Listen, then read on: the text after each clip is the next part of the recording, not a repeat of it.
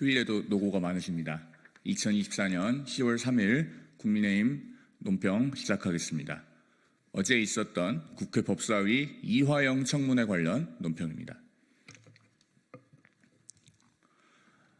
팩트가 한계 있는 것 같다, 굉장히 두렵다는 이화영 씨의 접견 녹취록, 진실은 밝혀져야 합니다. 어제 국회 법사위에서 열린 이른바 박상용 검사 탄핵 청문회는 이재명 대표 방탄을 위한 국회 사유화의 결정판이었습니다. 민주당이 이미 대북송금 사건에서 징역 9년 6개월의 중형을 선고받은 이화영 씨와 그 변호인을 증인으로 부르면서 국회가 졸지에 이화영 변명의 장으로 변질되고 말았습니다. 검찰의 회유와 압박 운운하는 이화영 씨의 주장은 일시, 장소, 행위, 주체가 거듭 달라져서 믿을 수 없다는 것이 사법부 판단으로 확인된 바 있습니다. 법원이 이화영 씨에게 중형을 선고함으로써 일고의 가치조차 없음도 분명해졌습니다. 그런데도 민주당은 이화영 씨의 일방적인 주장이 사실인 것처럼 단정하는가 하면 이화영 증인 많이 힘드시죠? 라며 이화영 씨를 격려하는 웃지 못할 장면까지 등장했습니다. 국회의 권능이 이재명 대표 개인의 방탄을 위해 악용되는 두 번 다시서는 안 될 최악의 사례를 민주당이 남긴 것입니다.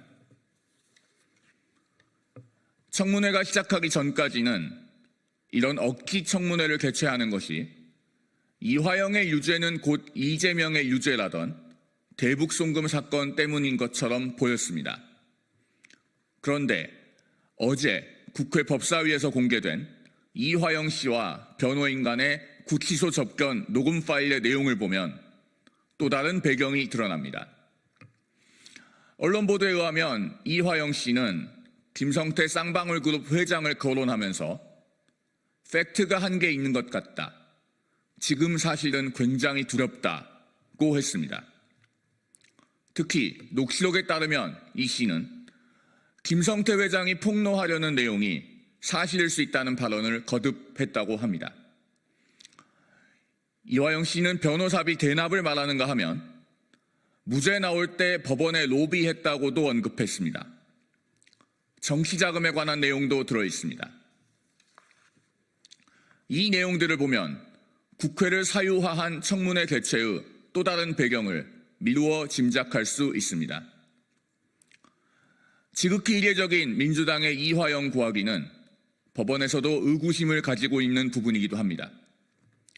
지난해 이재명 대표의 영장 기각 당시 법원은 기각 사유에서 대북 송금의 경우 이화영의 진술과 관련하여 피의자의 주변 인물들에 의한 부적절한 개입을 의심할 만한 정황들이 있다고 한 바 있습니다.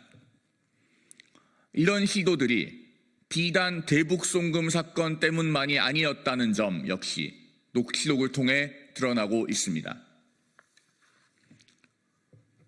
변호사비 대납, 무죄 법원 로비, 정치자금, 어느 것 하나 그냥 넘길 수 없는 중대한 범죄 혐의로 연결될 수 있는 수사 단서들입니다. 철저한 수사와 진상규명이 반드시 필요합니다.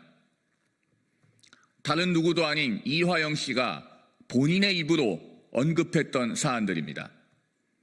이 세 가지 사안의 진실은 한 점 의혹도 남김없이 명명백백하게 밝혀져야 할 것입니다. 2024년 10월 3일 국민의힘 대변인 송영훈.